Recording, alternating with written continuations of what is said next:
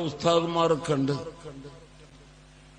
അവിടുന്ന് സഖാഫി ബിരുദം എടുത്തു ഒരാൾ. അതല്ലെങ്കിൽ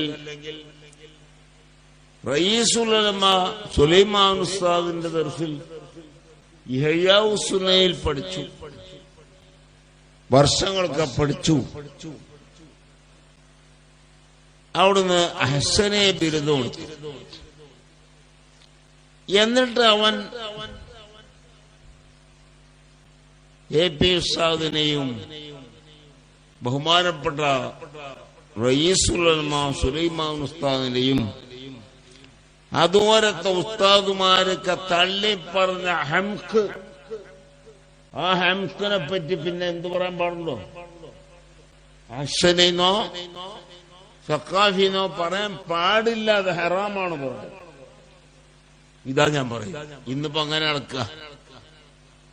അവൻ സഖാഫിയാണ്, അവന്റെ കാര്യമായ ജോലി AP സാഹിബിനെ കുറ്റം പറയുക, ചീത്ത പറയുക. അവൻ അഹ്സനെയാണ്, അവന്റെ ഡ്യൂട്ടി തന്നെ സുലൈമാൻ ഉസ്താദിന്റെ കുറ്റം പറയുക. ഇങ്ങനത്തെ ഹംക്ക്, പച്ച ഹംക്ക്, ഇവൻ എങ്ങനെയാണ് അഹ്സനാകുക?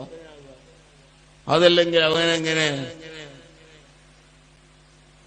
സഖാഫിയാകുക?